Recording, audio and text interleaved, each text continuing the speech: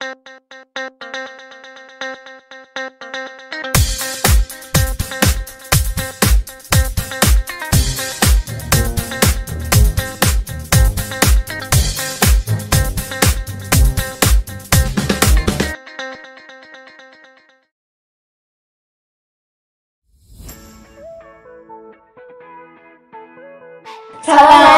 ben Hatice. Ben Leyla. Benim Ahmet.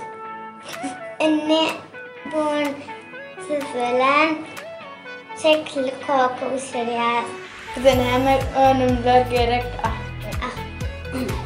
Çarkadan geçirilen apelsin, kabartma tozu, bir stakan un, bir stakan yağ, şeker, bir yumurta, biram şekilcikler. Şimdi başlayalım. Ben yumurtalarımızı 3 unlu şeker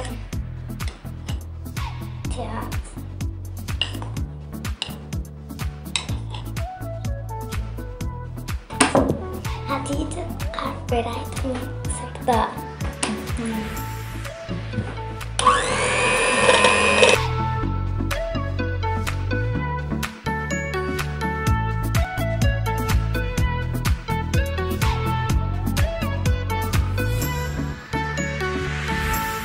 Koparsa kokağını seyirci olur.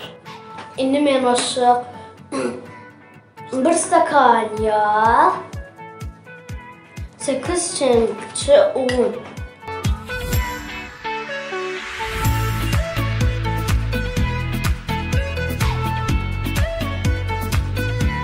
Bir parça kabartma tozu.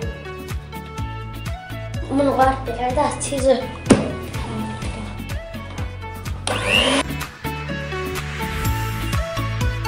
Unumuz az olan için yerinde 5 çenkçe un olsun. Yumuşacık hamur oluyoruz.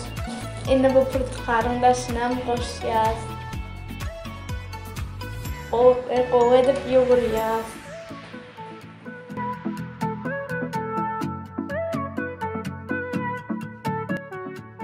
Balon indi şekillerimizi yasalım. Ben yıldızını yasacağım. Ben yıraktan yapacağım. Ben gül. Onun için hamurumuzu böylece alacağız. Onu elimizle basacağız. Onu inceleyeceğe basacağız.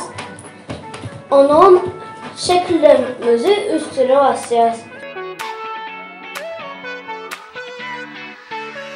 Yatan şekillerimizi yağlı kahvenin üstüne geçireceğiz.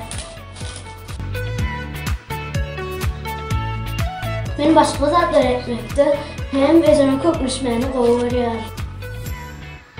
Ben yıldız yaptım. Şimdi benim gül yasacağım. Benim diyorum. Eğer de şekillerimiz yok varsa teyirlik edip koyup bilersiniz.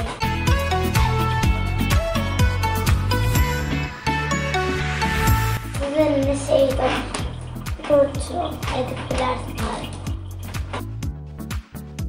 Evet, o şekillerimiz yok olursa şeyle de ulla kalıyorum yasaklarsanız elimizi.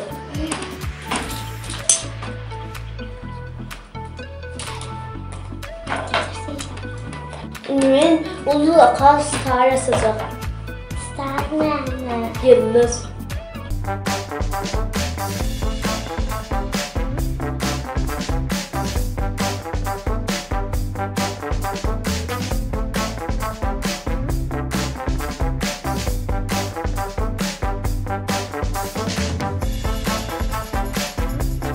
Ne şekillerimiz tayinat bolup inni 180 gradusa 10-20 minutlar pişirmeliyiz.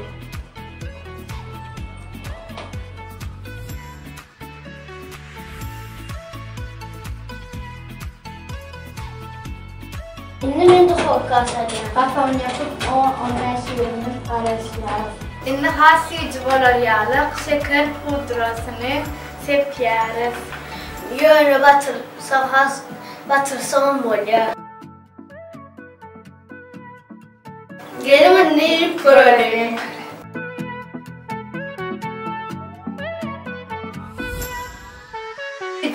olubdur.